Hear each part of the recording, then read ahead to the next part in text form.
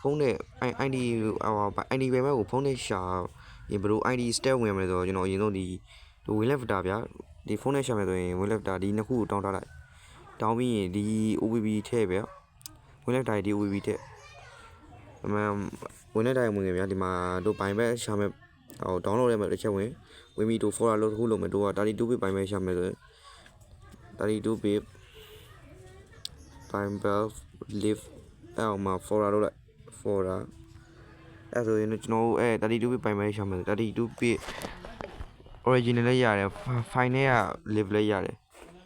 ဒီကျွန်တော် global ကနေရှာမယ်နော် global ကစီဟိုဘန်းဟို main ဆိုတော့ကျွန်တော် Android ရှာမယ်ဆိုရင် Android ထည့်လိုက် UEFI ရှာမယ်ဆိုရင် UEFI ထည့်လိုက်ကျွန်တော်ရှာချင်တဲ့ lib ကိုထည့်လိုက်ဗျာထည့်ပြီးရေတို့ CD4 page ရှာမယ်ဆိုလဲ CD4 page application ရဲ့ link ကိုထည့်ပြီးရှာအရင်တော့အဲ့ထည့်ပြီးဆိုရင်ဝင်လက်ဖတာရသွားလိုက်ဝင်လိုက်သွားပြီးကျွန်တော် run ဆိုနေလိုက်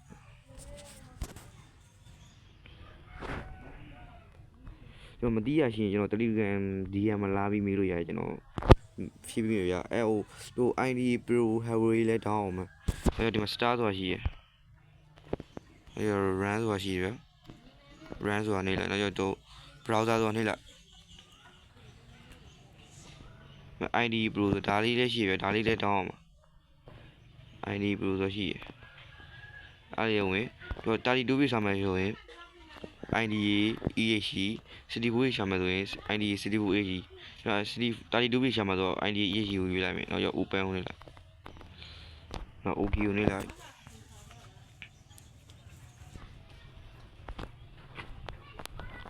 နောက်ခဏဆောင်ပေးလိုက်မယ်ဘယ်လိုလဲဟောဒီမှာ OK ကျွန်တော်မှာ new နေမယ် new ဟိုကျွန်တော်ရှာမယ်ဆိုရဲဟာကိုရှာမယ်ဆိုရဲ lib ဟို folder ထဲဝင်မယ်အဲ့ folder download ရမှာနော် download မှာ32 bit ပိုင်မဲ့ lib ခုနကကျွန်တော်ထည့်ခဲ့ lib နဲ့ကိုဗျအဲ့ဒီ Android ကိုရှာမယ်ဆို Android ကိုရေးပြီးလိုက်ပြီးဆိုမှ OK ကိုနေလိုက်အဲ့ဆိုရရနော် brother ဟို brand သွားပြီခဏဆောင်လိုက်အဲ့ဆိုရှာလို့ရရနော်ကျွန်တော်တော့မှာလေးကိုbrother ကို DM လာမေးလို့ရရနော်မသိရရင်လာမေးလို့ရရကျွန်တော်တခြားလေးရောနားတော့ဝင်ဒါလေးတခြားလေးကြည့်ပြီးရောလိုက်လို့ကြည့်ပေါ့အဲ့မှာတရား OK ဆက်နေလိုက်မယ်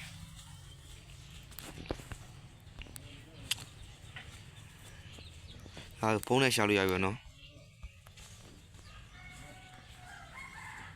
ဖုန်းနဲ့ရှာလို့ရရနော်အဲ့ပါပဲ